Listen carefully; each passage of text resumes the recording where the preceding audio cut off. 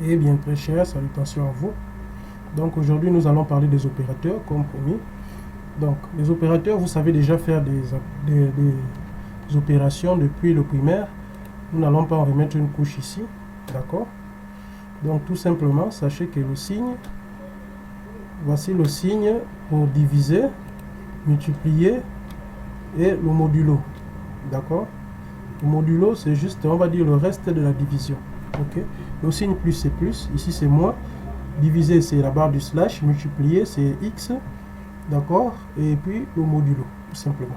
Et pour mettre en pratique tout ceci, nous allons créer d'abord même deux variables, pour donner juste un exemple, que nous allons appeler première variable nombre 1, d'accord? Nombre 1 va contenir 4, ok? Et nous allons créer une deuxième variable ici appelée nombre 2, n'est-ce pas?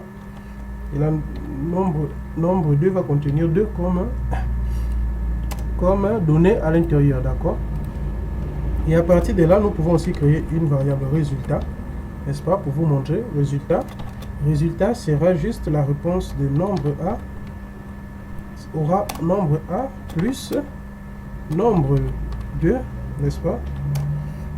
Plus simple que ça. Donc, résultat égale à nombre 1 plus nombre 2, ok?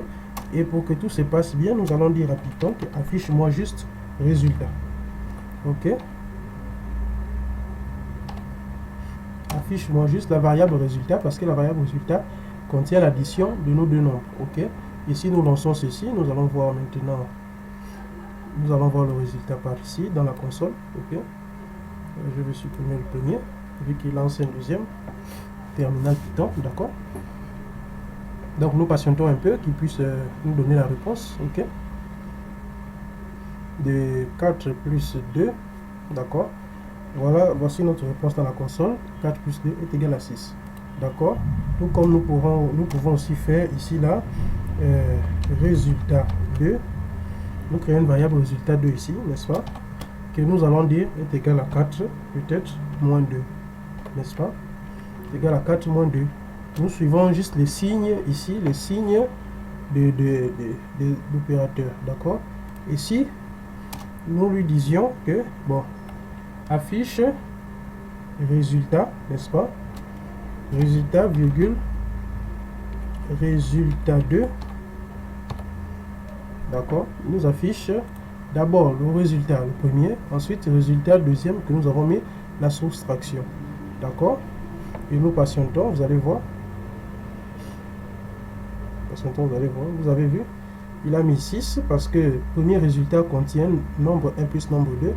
Et le deuxième résultat est égal à 4 moins 2 qui est égal à 2. Aussi simple que ça. Donc ici nous pouvons mettre par exemple résultat 2. On va mettre... non, laissons ça comme ça. Le reste vous allez voir ça petit à petit. Ok? Bon, faisons la différence d'abord entre la division et le modulo. D'accord? Donc ici nous allons mettre la division. Et ici nous allons mettre le modulo. Vous allez voir. Le modulo n'est que le reste de la division. Ok? Donc voilà, le résultat 2 sera à droite ici. Et le résultat 1 sera ici, de ce côté-là, au niveau du 6 précédemment. Donc si nous lançons nos mêmes variables, mais avec des signes différents, d'accord, résultat 1 est égal à 2. Et le reste de cette division sera égal à 0. C'est aussi simple que ça. C'est comme si nous mettons ici, là, on va nous donner un nombre à virgule, je crois que ce sera 1.5 si je calcule bien, si on fait ce genre de division-là. On va nous mettre comme résultat, comme modulo 1 parce que le reste de cette division sera 1. Et puis, le premier résultat, ce sera 1.5, comme vous le voyez ici. D'accord? C'est aussi simple que ça. Donc, si nous mettons ici, essayons avec peut-être 22 sur 7, n'est-ce pas? 22 sur 7, pour trouver, on va dire, pi, non? C'est pi qui est égal à 22 sur 7 aussi. D'accord? Et que nous lançons, vous allez voir. Il va nous mettre un espace et il va répondre au deuxième résultat, c'est simple que ça. Donc le deuxième résultat est par ici. Mais nous aurions aussi pu le mettre comme ça. D'accord? Nous aurions aussi pu le mettre comme ça. Print-moi résultat, n'est-ce pas? Résultat 2, n'est-ce pas? Et nous enlevons celui-ci et nous relançons notre programme tout simplement. Et vous allez voir que voilà, il sera toujours exécuté. Il va d'abord afficher le premier résultat. Ensuite, en bas, il affiche le second résultat. Voici le premier résultat. Et voici le second résultat.